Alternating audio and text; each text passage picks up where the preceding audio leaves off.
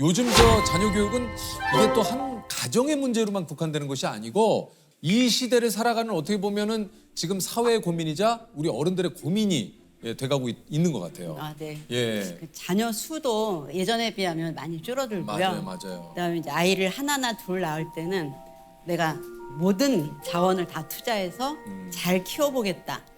이런 마음으로 열심히 키우시거든요. 네, 근데 이제 열심히 키우시는 만큼 그 결과에 대해서 관심이 많고 맞아요. 이게 이제 과제는 아닌데 뭔가 이렇게 아웃풋이 나오는 일이라고 생각해서 이게 아무래도 안 그러려고 하는데도 온 관심, 가족의 모든 기대 이게 좀 또 갈 수밖에 없어요. 요즘 이제 제가 외동인데 집에 엄마 아빠도 있고 할머니 할아버지도 있고 그렇죠. 이런 가정의 아이들 중에 이런 애들을 봤어요. 뭐 예를 들면은 엄마 아빠 이 둘이서 한번 대화해 보세요. 그냥 대화를 해요. 예, 제가 자녀할게요. 그냥 대화를 하는 거죠. 여보 그거 했어? 뭐 어떤 거? 엄마 왜 나 안 봐? 잠깐만. 엄마가 얘기하니까. 아 왜 아빠랑 얘기해? 잠깐만. 뭐 어떤 거 얘기하는 거야? 나 그거 아빠 나 엄마랑 있을까? 엄마랑 얘기할래. 아니 잠깐만 있어 봐봐. 잠깐만. 왜 나한테 그래? 뭘 너한테 그래? 지금 얘기를 하잖아. 가만히 엄마 아빠 있어야지. 얘기하는데 뭐 하는 거야? 아우 죄송. 엄마 나빠. 모든 관심을 본인한테 집중을. 시선이 이렇게 다 오잖아요. 어. 그러니까 시선이 안 오는 게 너무 익숙하지 않고 아, 뭔가 무시받는 것 같고. 진짜요? 예. 이게 한마디로 좀 집안의 중심이 아이 그렇죠. 위주로 돌아가다 보니 아이도 본인이 중심이라고 생각을 해서 이제 당연하죠. 그러면 이제 그게 가정에서뿐만이 아니라 사회에 나가서도 내가 중심이 되어야 된다는 생각을 가지고 나가는 겁니까? 그러니까 이제 어린이집이나 유치원에 다니는 아이들이 이런 환경에서 자라면 이제 놀이터에 딱 가면 이게 그네 앞에 섭니다. 누가 이렇게 왔다 갔다 하면 아니 내가 타야 되는데 너 왜 그러고 있어? 이런 태도로. 사실 요즘 다 왕자님 공주님이잖아요. 그럼 가서 나 공주야. 그러면은 걔네들이 나도 공주인데.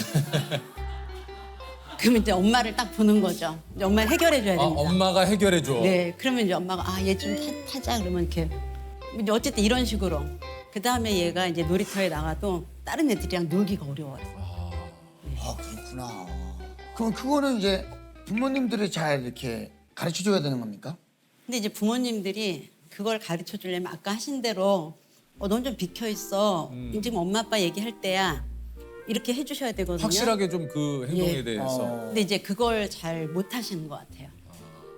그 교수님께도 충동적인 행동을 하는 아이들도 가끔 있다고 그래요. 요즘 많아졌습니다. 더 그렇습니까? 근데 이제 뭐 학교에서 뭐가 안 되고 친구들하고 사회성 문제로 되게 많이 와요. 제가 이거 해보자 그러면 왜 해야 돼요? 이렇게 이제 시작합니다. 그거보다 조금 더 심하면 이렇게 하고 발로 차인 적도 있고요. 밀린 적도 있고. 이게 근데 좀 요즘 들어 그런 아이들이 좀 비율이 좀 더 많아진다라는 와, 얘기. 네. 그 한동안 이제 코로나로 인한 뭐 이런 것도 좀 영향을 미친다라고 얘기를 하셨어요. 코로나 시기를 언제 겪었냐에 따라서 행동이 좀 다른데 어렸을 때, 그러니까 학교 들어가기 전에 겪은 애들은 사회성 개발이 잘 안 됩니다. 뭐 아시겠지만 이제 애들은 서로 어울려 놀면서 네, 어울리지를 못하니까. 예, 이제 사회적 기술을 개발하는데 뭐 놀이터에 나가서 뭐 같이 놀자라든지 근데 이제 이걸 해본 적이 없으니까 특히 내향적인 애들은 이제 사회성을 잘 못 배우고 외향적인 애들은 양보하는 걸 잘 못 배워요. 그다음에 이제 초등학교 저학년 때부터 이제 고학년 때까지 코로나를 겪은 애들은 행동을 통제를 배워야 되는 시기거든요. 초등학교 1, 2, 3학년은 통제를 못 배우니까 학교에 가서 화가 나면 화나는 대로 행동을 합니다. 이게 학년에 따라서 사회성 미숙이 제일 두드러지는 학년이 있고 얘네들이 이제 중학교에 가면 진짜 어렵습니다. 이게 그 좀 아이들이 변하게 된 이유에 대해서 교수님이 이게 과도한 마음 읽기가 또 이게 원인일 수 있다. 어디서 저도 뭐 들은 얘기인데 부정적인 어떤 사인을 주는 이야기들은 되도록이면 하지 마라. 네. 예. 그래서 육아에서 없어진 얘기가 있는데요. 네네, 말들이 뭡니까? 안 돼. 그러니까요. 예. 그러니까 그런 안 돼 이런 것이 아이에게 주는 영향 때문에 그런 부정적인 이런 지침의 이야기들을 하지 말아라. 네. 예. 또 하나 더 없어졌어요. 뭐뭐 해. 예. 명령 하는. 예. 그러니까 뭐뭐 해라고 하면 안 되고 뭐뭐 해볼까? 예. 권유. 맞아요. 그래서 아이들이 옛날에는 우리가 문화적으로 감정을 굉장히 많이 억압했어요. 그래요. 이제 마저도 뭐 맞는구나 하고 밥을 먹어도 밥 먹어라. 나 좀 이따 먹을게. 좀 이따가 밥 없어. 그럼 좀 이따 밥이 없는 거예요, 진짜로. 예. 네. 그러니까 예를 들면 이제 이런 식으로 저희들은 좀 이렇게 근데 자라왔기 지금은 이제 때문에 만약에라도 아이가 밖에서 들어오면 손 씻고 밥 먹어가 아니라 손 씻고 밥 먹으면 어떨까? 그러면 아이가 먹고 씻으면 어떨까? 아이가 먹고 씻으면 어떨까? 그러면 뭐라고 해야 돼요? 또? 아, 네 마음이 그렇구나. 그렇죠. 그러면 아, 네 마음이 그렇구나. 그렇죠. 네 마음이 그렇구나. 그러니까 이제 이 감정을 많이 억압당한 세대들이 부모가 되면서 나 그때 너무 억울했어. 근데 이제 마음을 읽어주는데 뭐 예를 들면 네가 화가 나서 이걸 차고 싶었구나. 이랬구나. 재석이가 세호를 때리고 싶었구나. 이제 마음을 읽어줬어요. 근데 이제 여기서 끝나면은 그러면 때려도 되겠네 화나면 이렇게 되는 거죠. 근데 원래 마음을 읽어준다는 건 그게 이제 외국에서 가트만 박사라는 분이 만든 게 마음은 읽어주되 행동은 통제하라예요. 그리고 저는 뒤를 훨씬 더 중요하게 생각합니다. 그러니까 네가 아무리 얘한테 화가 나는 도 화나는 건 알겠는데 때리면 안 돼. 화나는 건 알겠는데 때리면 안 돼. 이렇게 얘기해야 되거든. 화가 났구나.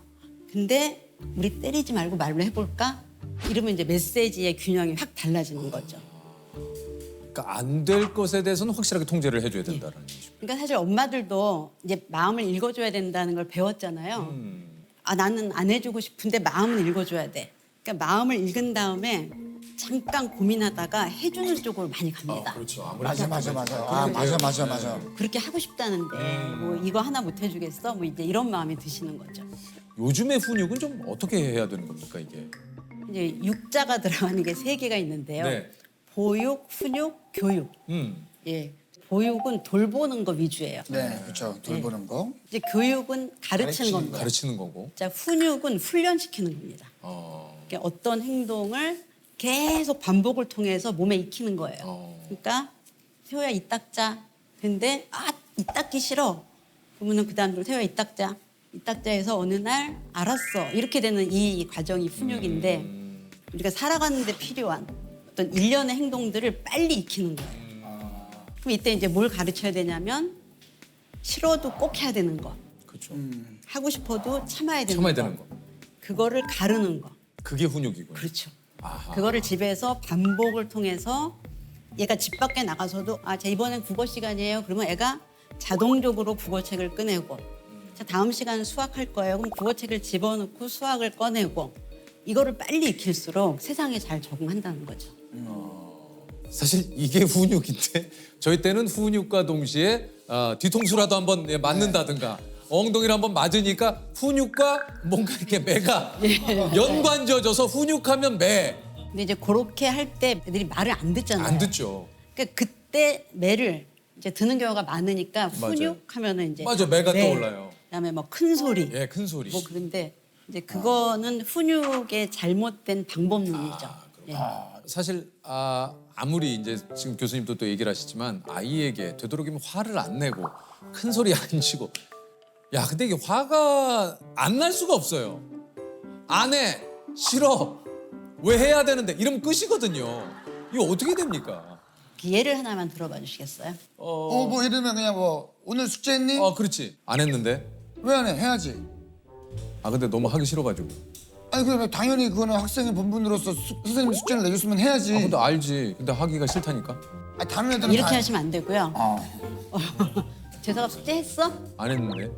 오늘 무슨 숙제했지? 국어 숙제하고 수학 숙제 있는 것 같아. 그럼 국어책하고 수학책 갖고 올래? 아니 숙제를 하고 싶지 책 않다. 갖고 와. 책을 일단 갖고 와. 싫어. 그럼 엄마가 갖고 올게. 올때 뭐 말린다 지금. 말렸어. 생각하게 되네. 생각하게 돼. 왜 그러지? 왜 나한테 지금 갖고 오라 그러지? 그러니까 이 이제 주고받는 대화가 사실은 이렇게 갈 수밖에 없다고 생각하는데 질문이 대답을 결정해요. 근데 왜 안 했어? 그러면 뭐 왜 안 하는 이유가 뭐 있겠어요? 싫으니까.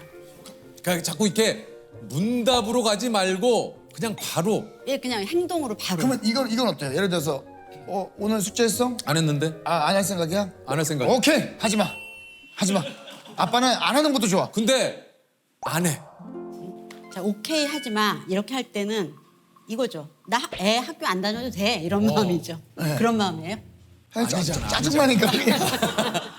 아니지. 그건 화가 나니까 그냥. 그건 아니야. 그러니까 애들이 부모님이 이 말을 하지만 그 말대로 할 거다 아니다 다 알아요. 그러니까. 그러니까 이렇게 괜히 무게만 떨어져요. 맞아요. 아빠 맨날 빈소리만 근데 해. 알아. 예, 알죠. 지가 아, 뭐- 근데 이게- 우리도 알지. 예. 그러니까 확실하게 하지 말아야 될 것과 해야 할 것에 대한 이것을 확실하게 구분져 주는 것. 이것이 굉장히 좀 그게 중요하네요. 국어책 갖고 와 했을 때 가지러 가면 맞아 그렇게 하는 거야 하고 국어책을 갖고 오면 잘하는구나. 그래서 이때 칭찬이 필요해요. 국어책 갖고 올래? 갖고 와. 잘했어. 자 그다음에 연필. 그렇지. 지우개 펴봐. 숙제 어딘지 다 아는구나. 해. 해. 하고 이제 보는 거죠. 근데 이게 하나를 시킨 다음에 중간에 사라지면 안 돼요. 그래서 잘하는데 이렇게 하고 어디까지야? 거기 이렇게 해서 이렇게 옆에서 지도 감독을 하면서 애는 스스로 하는 느낌 칭찬받으면서 이거를 반복하면은 이렇게 훈육이 몸에 배는 게 시간이 오래 안 걸려요. 근데 이제 많은 분들이 귀찮으니까 이 닦어 멀리서 이 닦어 이 안 닦어 이렇게 되면 얘는 엄마 말을 들어봤자 좋은 일이 없거든요. 그렇죠. 그러니까 이제 마지못해 가거나 이제 소리를 질러야 가거나. 그래서 처음 만들어줄 때 칭찬을 하면서 저는 항상 이렇게 냄새를 맡고 진짜 좋은 냄새 난다. 그걸 칭찬해 주셔야 돼요. 지금 듣고 보니까 우리 나은이도 그 양치질을 나경원 씨도 그렇고 저도 그렇고 이제 하라고 얘기를 하면 진짜 그거에 반응이 제일 좋은 것 같아요. 아 좋은 냄새 난다. 네, 맞아요. 예, 샤워를 하거나 이렇게 목욕을 하고 나도 좋은 냄새 난다 하면 나은이가 또 씻고 나오는 거 또 아닌가요? 되게 이제 굉장히 좋아해요. 거기에 따른 좀 보상을 제공해 주는 건 좋습니까? 그거는 이제 그 스티커제도라고 하는데요. 음. 잘해야 돼요. 일단 주도권이 부모한테 있어야 됩니다. 그러니까 너가 오늘 숙제를 하면 엄마가 스티커를 하나 붙여줄 거고 스티커를 5개 모으면 자, 넌 어떤 상이 받고 싶니? 그럼 얘기하면은 그 이제 상이 엄마는 이건 적절하지 않아. 그래서 만든 다음에 딱 그대로 해야 돼요. 근데 애가 엄마 나 수학 숙제 말고 영어 숙제도 했으니까 한 장 더 줘. 이렇게 되면은 거기서부터 망가진 겁니다. 이게 지금 그 교수님 얘기를 들어보니까 확실하게 부모님께서 주도권을 지니는 네. 상황. 예, 아이가 주도권을 지으면은 이건 모든 거 흐트러진다라는 얘기. 그렇죠. 책임질 수 있는 사람이 권위를 갖고 주도권을 가져야 됩니다. 그러니까 저는 이제 예를 들면 이제 이런 거죠. 예를 들면 이제 주말에 9시에 일어났어요. 아빠는 자고 있잖아. 아빠가 안방에서 자고 있어. 그럼 아이 입장에서 왜 아빠는 자? 나는 왜 일어나야 되고? 막 이런 상황들은 아빠가 미리 좀 일어나 있으면 좋은 게 아닐까라는 생각이. 이건 이제 굉장히 이제 미묘한데요. 이렇게 되면 아이가 아빠랑 자기랑 대등하다고 생각해요. 근데 만약에 그런 식으로 한다면 애들한테 그 핸드폰을 하는 규칙을 주고 똑같이 하셔야 된다는 거예요. 우리도 똑같이 해야 그렇죠. 돼요. 내가 그렇죠. 무슨 회사에서 전화 왔는데 아빠 시간 다 끝났잖아. 왜 해? 왜 해? 이렇게 되죠. 나이 반말로 애랑 어른이랑 똑같냐?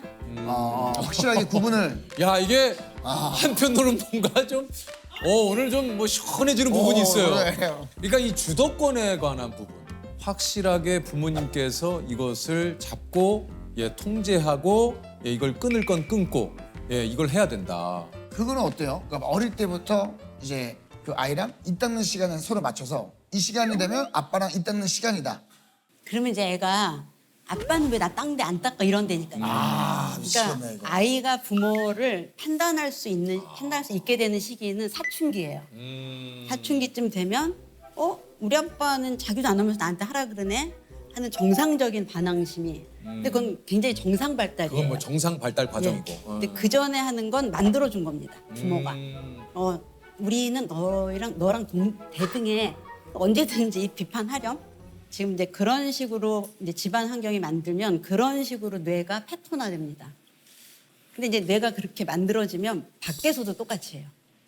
선생님한테 가서. 근데 이제 요즘은 초등학교 저학년 교실에 가면 선생님이 우리 그림 그려보자고 이렇게 도화지를 나눠주면은 한 2명 정도는 이렇게 찢는데요. 그래서 왜 그래? 그럼 그럴 기분이 아니에요. 내 기분이 이걸 할 기분이 아니야.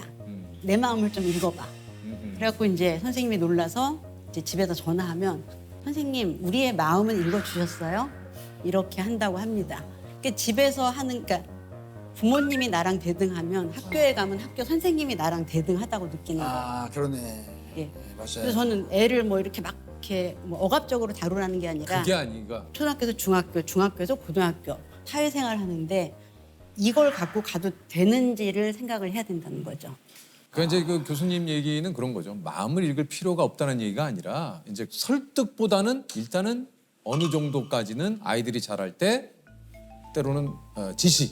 예를 들어 해야 할 것을 당연히 하게끔 하는 것이 중요한 거다. 근데 친구가 될 수는 있어요. 언제 부모와 자식이 똑같이 성인이 돼서 자기 자신을 이렇게 책임질 수 있을 때. 네네. 아 이게 좀 사실 그 자녀와의 소통 우리 많은 분들의 고민입니다. 이 과연 자녀와의 소통에 어떤 황금 공식 이게 뭐 말이 좀 그렇긴 합니다만 어떤 좋은 방법이 좀 있습니까? 그냥 소통에 대해서 부모님이 갖고 있는 공식이 있는 것 같아요. 뭐예요? 다 같이 모여서 과일 접시를 가운데 놓고 그리고 꼭 이렇게 사과를 찍어서 아빠를 먼저 드려야 됩니다. 그런 모습 연출이라네. 뭐 하여튼 그리고 예. 이제 아빠가 그래 너네는 요즘 어떻게 지내니? 응, 뭐 힘든 거 없어?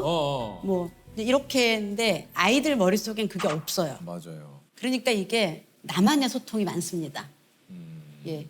그래서 부모하고 자녀가 소통할 때 이 소통의 책임은 부모한테 있어요. 맞죠. 많은 분들은 아이가 진로에 대해서 얘기하길 바라세요. 아 그래요. 진로. 너의 꿈은 뭐야? 뭐 너 미래에 너는 어떻게 하고 싶어? 너 이래서 어떻게 먹고 살아?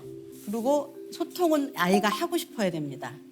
아이가 뭔가 얘기하려고 할 때 그걸 듣는 겁니다. 그래요. 그러니까 소통이라고 생각하지 마시고 경청이라고 생각하시면 돼요. 근데 경청만 하면 아주 많은 얘기들이 나옵니다. 그렇게 따지면은 저는 소통이 꽤 됩니다. 지호가 제가 이제 프로그램을 하는 걸 보고 많이 얘기를 해요. 조셉 삼촌은 진짜 그래? 그래요? 예를 들면 그렇게 명품을 많이 사? 그래요? 벌써 그 나이가 됐군요. 뭐 그런 얘기 많이 하죠. 그러면 이제 조셉이 이제 저에게 준 옷을 아빠 이거 나 오늘 입고 가도 돼? 뭐 이런 소통. 그럼 거기다가 너 그 옷이 멋있게 보였구나. 야 그건 안 돼. 제가 얘기하죠. 그건 안 돼. 그건 내가 한번 입어야 돼. 뭐 이렇게 네. 소통을 합니다. 괜찮은 소통입니다. 괜찮습니까? 왜냐면 애가 아빠랑 얘기하는 걸 즐기잖아요. 예. 또 주제도 네, 같이 공유할 수 있고. 이 혹시 부모님들께서도 절대 하지 말아야 될 말이나 행동 뭐가 있습니까? 이제 요거는 제가 아동을 오래 본 사람으로서 이제 애들이 영향을 많이 받는 상황들이 있는데 1번이 우리 엄마나 아빠가 날 버리지 않을까 하는 상황이거든요. 이게 1번이 격한 부부싸움 플러스 이혼 얘기. 그리고 심지어 거기다가 애는 네가 키워. 이렇게 되면 아이들은 너무 불안하죠 아이. 네. 혼란스럽죠. 그러니까 한 번 그래도 되게 오래 갈 수 있어요. 맞아요. 그리고 그다음에 심혈을 기울여서 하는 비교. 그러니까 행복한 양육을 망치는 주변에 또 잘하는 사람들이 있어요. 엄친아. 예, 그래서 사촌 오빠는 너 이렇게 갔는데 라든지 뭐 큰아빠네 누구는 이렇게 했는데 해서 굉장히 목표를 높게 잡는 그런 비교들이 있거든요. 그래서 이제 그런 것들은 아이한테 길게 영향을 미칠 수 있습니다. 맞아요. 이게 참 또 알면서도 참 이게 또 우리 부모님들도 이걸 알고 계시거든요. 예. 그럼에도 불구하고 이게 참 이런 얘기들이나 행동을 하게 되는 것 같습니다.